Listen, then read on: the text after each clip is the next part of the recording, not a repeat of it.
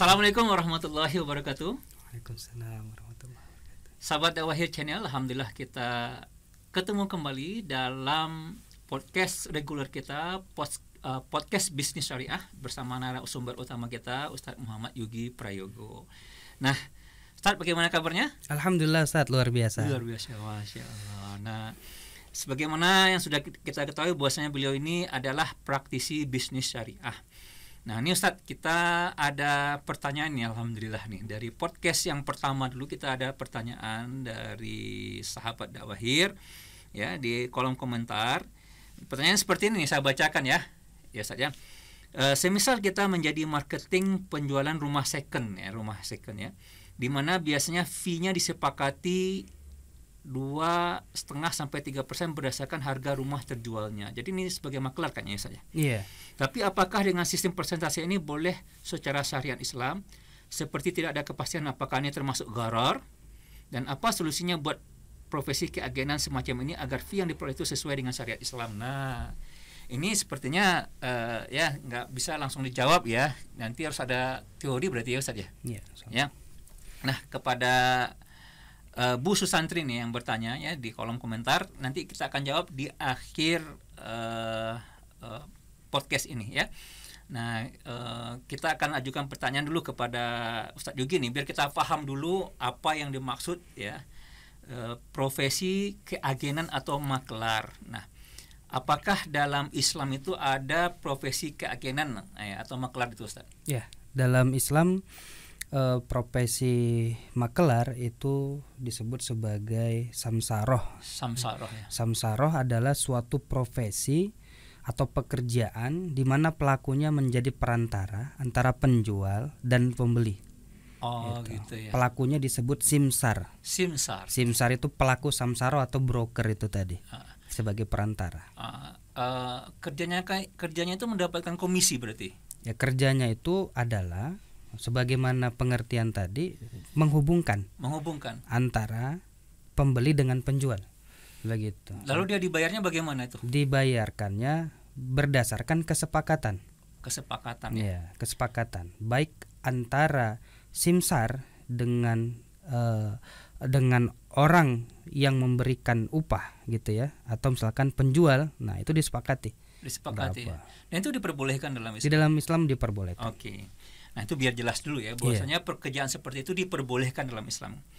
Nah, apa bedanya dengan buruh gitu ya, orang yang dipekerjakan? Ya. Baik. Nah, perbedaan antara makelar ya, misalkan dengan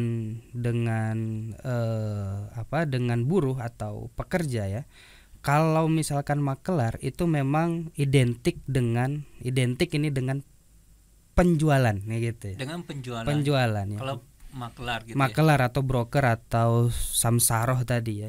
Kamu kalau bisa ngejualin laptop saya ini, nanti kamu dapat sekian persen gitu ya. Okay. Nah, kalau buruh itu identik dengan pekerjaan yang sifatnya itu rutinitas ya, bisa terikat dengan jenis pekerjaan atau terikat dengan waktu. Atau terikat dengan pekerjaan saja gitu. Sedangkan kalau broker itu lebih cenderung lepas dia. Tidak terikat dengan waktu. Nggak ada terikat dengan waktu dan juga tidak terikat dengan orangnya berarti. Iya, betul. Berarti pada satu case saja gitu betul, ya. Betul, Ustaz. Pertanyaan berikutnya nih Ustaz ya. Apa saja ketentuan yang harus diikuti untuk samsarah ini ya? Bagaimana misalkan ada seorang agen, dia minta komisi dari penjual dan juga minta komisi dari pembeli, itu boleh nggak gitu? Baik, Masya Allah. Baik.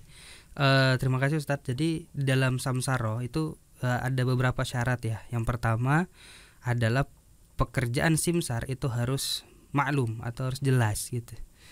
Nggak boleh misalkan ini jualin apa aja lah, dijualin terserah. Nah, itu nggak boleh. Itu nggak boleh. Nggak boleh. Dia harus jelas deh. Yang kedua, upah atau ujroh atau komisi atau umulah itu komisi itu yang diterima oleh simsar itu juga harus maklum, harus jelas. Harus jelas juga ya. Nih jualin laptop nih, berapa komisinya Pak? Ya nantilah itu. Nah, itu nggak boleh. Nggak boleh. Ya? Nggak boleh. Itu syarat yang kedua. Berarti yang ketiga, upah bagi samsara tersebut tidak terlalu tinggi atau goban fahis atau mengeksploitir kebutuhan masyarakat, itu juga nggak boleh. Itu nggak boleh ya. Nggak boleh goban faiz, itu nggak boleh. Nah, yang keempat, samsaro yang dilakukan tidak termasuk samsaro yang diharamkan. Gitu. Misal samsaro dalam jual beli, Kamar, gitu ya bisa. Itu nggak boleh. Itu objeknya kan.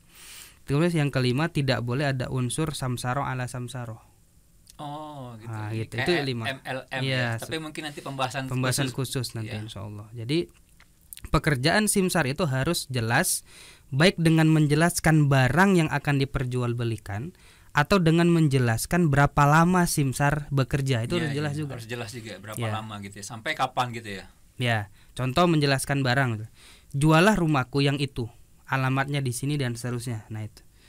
Ya, contoh menjelaskan lama bekerja, misalkan jualah rumahku dalam waktu 1 minggu ini. Gitu. Jika pekerjaan simsar itu nggak jelas, maka akad samsaronya fasid. Fasid ya. Ya, rusak dia. Yang kedua, upahnya juga jelas. Jadi upah itu bisa uang, jumlah uang tertentu. Yang kedua bisa persentase dari laba. Yang ketiga berupa persentase dari harga barang. Yang keempat berupa kelebihan harga dari harga yang ditetapkan penjual, itu boleh. Itu boleh ya. Nah, yang kelima berupa ketentuan lainnya sesuai dengan kesepakatan. Oke. Nah, tadi 2,5 sampai 3% kan seperti itu diperbolehkan. Diperbolehkan. Nah, gitu. Berdasarkan syarat yang kedua ini. Seperti itu. Yang ketiga, upah bagi samsaro tersebut tidak boleh terlalu tinggi atau mengeksploitir kebutuhan masyarakat. Ya. Kenapa? Sebab menjual belikan barang dengan terlalu tinggi itu diharamkan oleh syariah. Ya. Mengeksploitir kebutuhan masyarakat akan menimbulkan doror, bahaya bagi penjual atau pembeli. Nah, yang keempat tadi, samsaro yang dilakukan tidak termasuk samsaro yang diharamkan tadi ya, kayak gitu tadi. Nah, yang tadi yang 2 komisi itu nggak boleh berarti ya? Dari penjual ya juga? Tidak boleh. Dari pembeli juga ya, tidak. karena dia kan berakadnya kepada penjual kan. Ya, gitu. Oke. Nah, jawaban pertanyaan dari audiens kita nih. Jadi dia itu marketing penjualan rumah second, ya, di mana fee-nya itu 2,5 sampai 3% berdasarkan harga rumah terjualnya.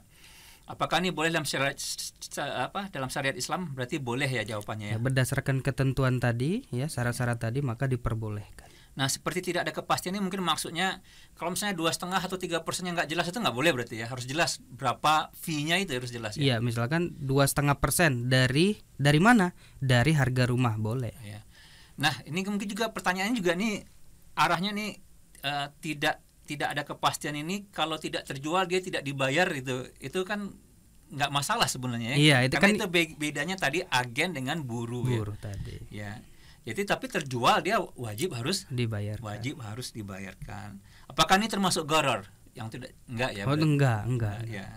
Nah, jadi solusinya bagaimana nih buat profesi keagenan semacam ini? Ya harus dijelaskan kita nih agen rumah gitu ya, fee kita berapa gitu ya. Ya. Dan kita akan membantu penjualan kan seperti itu ya saja. Ya, harus rinci. Ya. Iya.